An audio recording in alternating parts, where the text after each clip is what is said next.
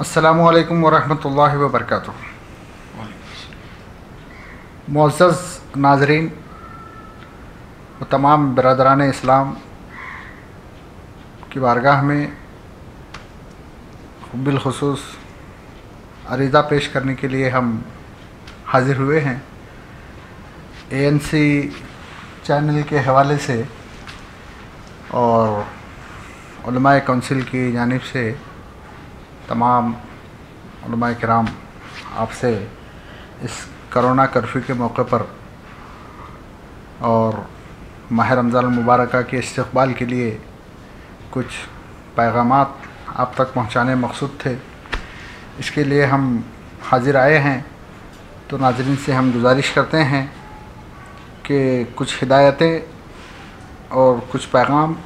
آپ تک پہنچانا مقصود ہے، اسے بغور سماعت فرمائیں اور اس پر عمل کرنے کی حتی الامکان کوشش کریں تاکہ ایک صحت مند معاشرہ اور ایک اچھا ماحول ترتیب دیا جا سکے، جس کی بنیاد پر تو ہمیں ماہ رمضان المبارکہ کا پراتفاق اور شایان شان ہمیں استقبال کرنا ہے، جیسا کہ ہم ہر سال کرتے آئے ہیں۔ یعنی ہمیں روزوں کا اہتمام کرنا ہے، تراویحوں کا اہتمام کرنا ہے، تلاوت قرآن کا اہتمام کرنا ہے۔ اس کے لیے ہمیں کرونا کرفیو ہمارے لیے مزاحم نہیں ہے، رہے گا انشاءاللہ، نہیں رہے گا انشاءاللہ۔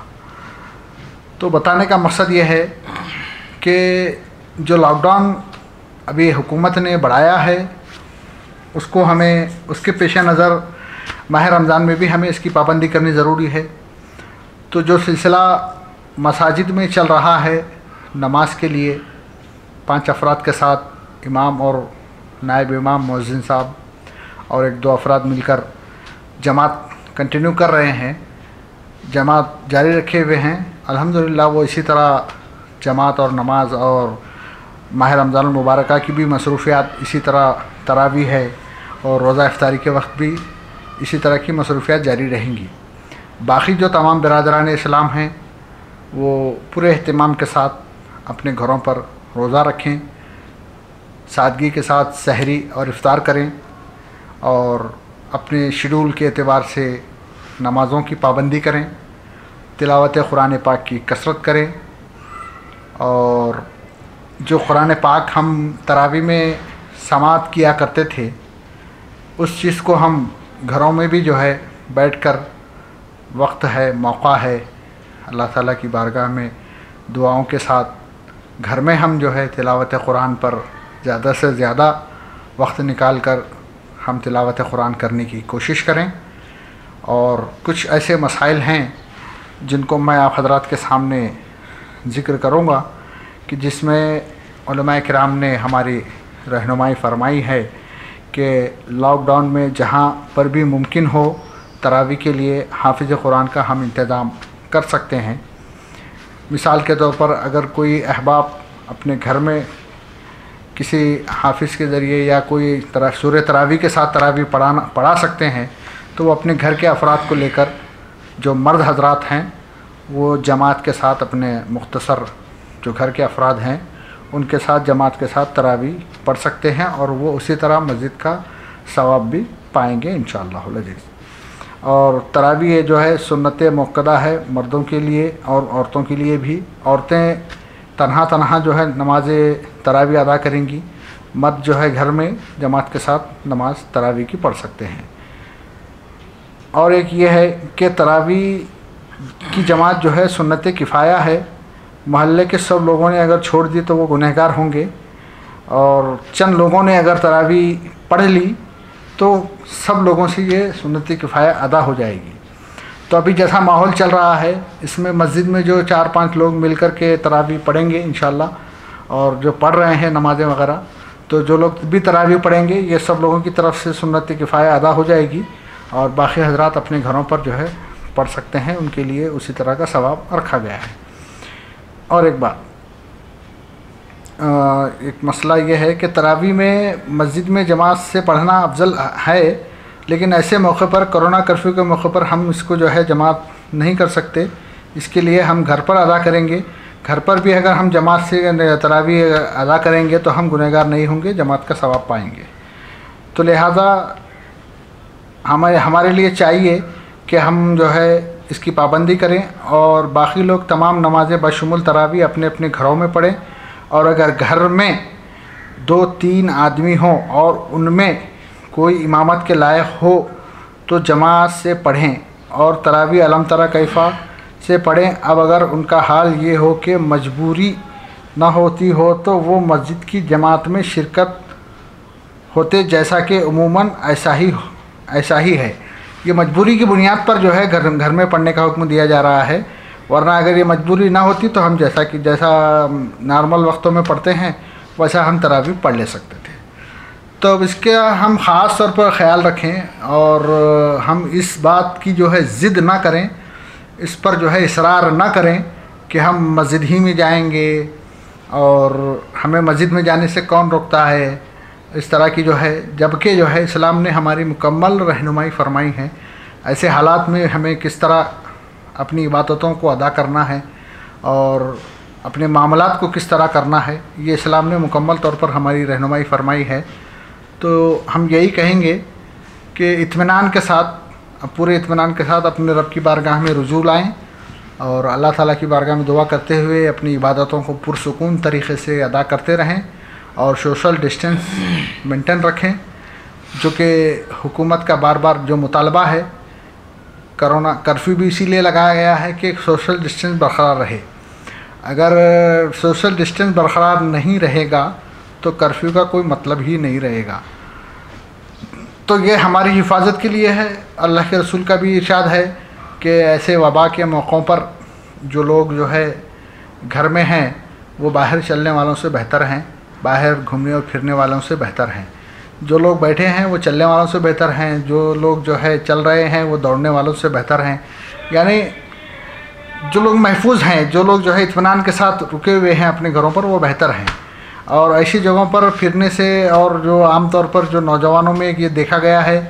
کہ بائک لے کر کے اور اس طرح گلیوں میں، محلوں میں، کٹوں پر جو وقت گزاری کر رہے ہیں، ان کے لیے خاص طور پر ہم یہ پیغام دینا چاہیں گے کہ آپ اپنے گھر میں رہیں اور صحیح اور سلامتی کے ساتھ رہیں، اور یہ موقع ہے ہمیں علم دین حاصل کرنے کا، یہ موقع ہے ہمیں اللہ کی بارگاہ میں توبہ اور استغفار کرنے کا اور رب کو راضی کرنے کا، کہ اللہ تعالیٰ کہیں نہ کہیں ہم سے ناراض ہے، جس کی بنیاد پر آج یہ وبا پوری دنیا میں عام ہوتی جا رہی ہے۔ یقیناً یہ ایمان والوں کے لیے ایک امتحان بھی ہے اور ایک وبا کی بھی شکل اختیار کر گیا ہے۔ تو ہمیں اپنے ایمان کا امتحان بھی دینا ہے، اور ہمیں رب کی بارگاہ میں اپنے گناہوں سے توبہ بھی کرنا ہے۔ اس وبا سے ہمیں جو ہے اللہ کی بارگاہ میں پناہ مانگنی ہے کہ اللہ تعالیٰ اس وبا سے ہمیں جلد از جلد اللہ تعالیٰ ان تمام بیماریوں کو دور فرمائے، اور جو لوگ اس میں مبتلا ہیں اللہ تعالیٰ انہیں جو ہے جلد از جلد شفائے کامل و عاجل عطا فرمائے، اور مزید جو لوگ جو ہے اس بیماری کی بنیاد پر جن لوگوں نے اپنی جانوں کو جو ہے اپنی جان سے ہاتھ دھو بیٹھے ہیں، ان لوگ اللہ تعالیٰ کی بارگاہ میں دعا ہے کہ اللہ تعالیٰ انہیں شہداء کا مرتبہ عطا فرمائے، اور خاص طور پر انہیں جنت الفردوس میں اعلیٰ سے اعلیٰ مقام عطا فرمائے۔ اور ہم گزارش کرتے ہیں آپ حضرات سے کہ اپنے رب کی بارگاہ میں توبہ کریں، استغفار کریں، اللہ تبارک و تعالیٰ کی بارگاہ میں دعائیں کرتے رہیں، اور مومنین مومنات، جملہ مسلمین مسلمات، جو لوگ غربا پریشان حال ہیں، ہم اس ماہ رمضان المبارکہ میں ان غربا کا خیال رکھیں، اپنے پڑوس کا خیال رکھیں، اپنے اہل خاندان کا خیال رکھیں، اپنے بھائی برادری کا خیال رکھیں، اس لیے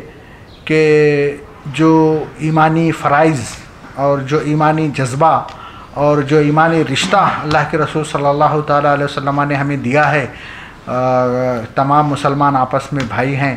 تو ایسے حالات میں ہم اپنے بھائیوں کا، اپنے ایمانی رشتہ جو اللہ کے رسول صلی اللہ تعالیٰ علیہ وسلم نے ہمیں آپس میں جو جوڑا ہے، اس رشتے کا ہم لحاظ رکھیں، پاس رکھیں، ایک دوسرے کی درد اور تکلیف میں کیا احساس ہے، کیا اس درد کا، اس تکلیف کا ہم احساس کریں. ہم میں سے جو بھی ہو سکتا ہے، ہم سے جو ہو سکتا ہے، ہم اپنے بھائیوں کی مدد کریں، استعانت کریں، ان کے لیے جو ہے سامان مہیا کریں، اور ان کے لیے جو ہے رزق کا سامان ہے، ان کے لیے استعمال کے سامان ہیں، ان کے لیے جو بھی ضرورتیں ہیں حالات کے مطابق ہم سب مل کر اجتماعی طور پر ہو یا انفرادی طور پر ہو، مل کر کے جو ہے پیغام کو عام کریں. اور جہاں تک ہو سکے ہم سوشل ڈسٹینس کو بھی مینٹین کریں، اور بالخصوص ماہ رمضان المبارکہ کے موقع پر ہم اس بات کا لحاظ رکھیں کہ ہم سے کہیں پر بھی جو ہے قانون کی خلاف ورزی نہ ہو. جو قوانین حکومت نے لگائے ہیں اس کرونا کرفیو میں، ہم اس کا بھرپور خیال رکھیں، اور بلا وجہ کہیں پر بھی جو ہے روڈ پر، گلیوں میں، محلوں میں، چبوتروں پر، کٹوں پر، اور اس طرح کی جو ہے لایانی بحثوں میں اور لایانی باتوں میں اور بلا فضول کی بحثوں میں نوجوان لوگ بلا وجہ کی جو ہے باتیں کرتے ہوئے بیٹھتے ہیں. اس طرح سے جو ہے ہم بالخصوص پرہیز کریں، اس لیے کہ ماہ رمضان المبارکہ وہ بالخصوص رمضان کے جو لمحات ہیں وہ ایسے بھی جو ہے بلا فضول ضائع کرنے والے لمحات نہیں ہیں. اور ایسے ماحول میں خاص طور پر جب کہ ہمیں رجوع اللہ کرنا چاہیے، اللہ کی طرف لوٹنا چاہیے، کامیابی کی طرف جو ہے ہمیں قدم بڑھانا چاہیے. آؤ کامیابی کی طرف، آؤ میرے رب کی طرف. تو میرا رب ہمیں بلاتا ہے کچھ آگاہی کر کے، کچھ اس طرح کی جو چیزوں کو اللہ تعالیٰ جو ہے نافذ فرما کے کہ بھئی کون میرا ہے اور کون جو ہے بیگانہ ہے.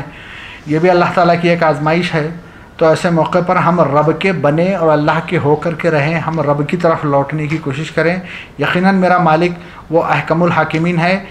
جب وہ کسی شے کا ارادہ کرتا ہے تو فَإِذَا أَرَادَ شَيْءً فَيَقُولُ كُن فَيَكُونُ، تو اس کے لیے جو ہے صرف اتنا کہنے کی ضرورت ہے کہ ہو جا تو وہ چیز ہو جاتی ہے. تو رب سے یہ بعید نہیں ہے کہ وہ اس بیماری کو ختم کرنے کے لیے کہے کہ بھئی ختم ہو جائے تو وہ ہو جائے، کوئی بعید نہیں ہے. تو ہم اللہ کی بارگاہ میں صرف دعا کریں، اس کی بارگاہ میں استعانت کے لیے دعا کریں، اور بزرگان دین کے حوالے سے اور اولیاء اللہ کے وسیلے سے، انبیاء کرام کے وسیلے سے، نبی کریم صلی اللہ تعالیٰ علیہ وسلم کے وسیلے سے دعا کریں کہ اللہ تعالیٰ جملہ مومنین، مومنات، مسلمین، مسلمات، تمام عالم اسلام کو اس مہلک مرض سے جو ہے محفوظ فرمائے. آمین بجاہ سید المرسلین صلی اللہ تعالیٰ علیہ وسلم. السلام علیکم ورحمۃ اللہ وبرکاتہ.